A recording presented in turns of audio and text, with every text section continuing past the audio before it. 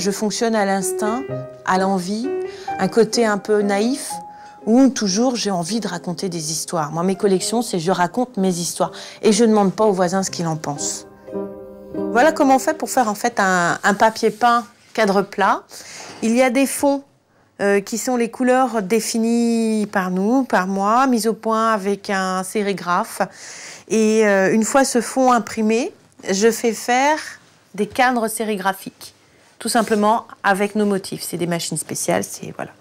Donc maintenant, je vais tout simplement imprimer, faire l'empreinte de ce motif.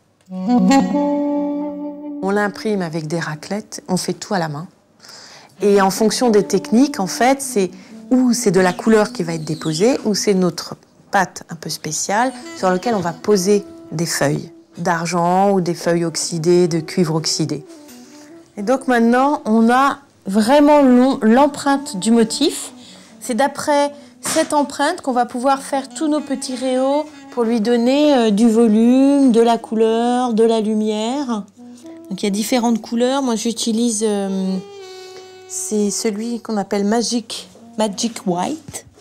C'est un blanc extrêmement nacré qui peut faire penser à une poudre très légère, argentée, comme du vrai argent, mais qui est tellement légère qu'on dirait une poussière d'étoiles.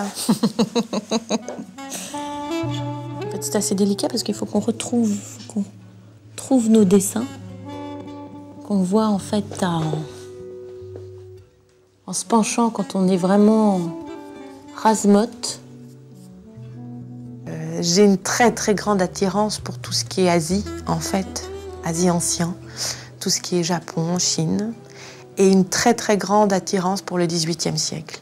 Cela dit, je ne prends jamais les choses telles que, puisque ce que j'aime, c'est les revoir avec mon esprit de mon époque. Et j'aime aussi les contrastes. Donc, à travers des choses ultra fines, ultra raffinées, comme au XVIIIe ou comme l'époque Ming, j'aime bien voir en contraste un immense géométrique qui vient lutter, casser, ou qui vient, comment dirais-je, moderniser l'idée qu'on a de ces époques-là. J'aime pas prendre les choses telles que, j'aime les revoir avec mon œil du XXIe siècle. Là, on fait ce qu'on appelle la dépose de feuilles. C'est ce qui va nous faire ressortir le motif, en fait.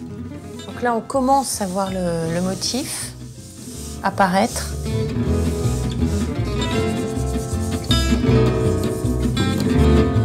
L'histoire que je veux raconter, elle est plus de l'ordre de l'émotion que du racontable. C'est-à-dire que on va partir d'un élément, comme par exemple chinoiserie. C'est des éléments du XVIIIe siècle, mélangés avec des vraies japonaiseries, mélangés avec des éléments chinois. Personne ne le sait. Ça fait un ensemble, ça fait une histoire. Après, aux gens, avec ce titre, avec cette image, de se raconter leur propre histoire. Donc ouais, c'est plus de l'ordre de l'émotion.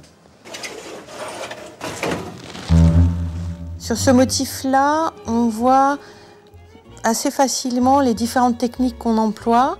Ici, nous avons de la poudre mica ou interférente, qui est un petit changement de couleur, de l'or blanc 12 carats, de la poudre or, des paillettes. C'est un peu un atelier de sorcière ici. On fait mon petit chimiste en s'amusant sans connaître tout à fait la chimie, c'est ça qui est extrêmement drôle. Oui, je m'assouplis, assouplissement des poignets. Donc là, on va procéder en fait à l'oxydation d'un poids d'argent. C'est extrêmement délicat parce que je n'ai pas le droit de me rater de 3 secondes. Je n'ai pas le droit de revenir dessus. En fait, il faut que d'un coup d'un seul, mon trait de pinceau soit le bon et mes mouvements aussi.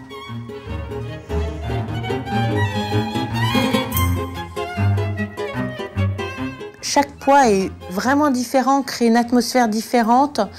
Et ça fait comme des planètes dans un ciel, on s'amuse bien, quoi.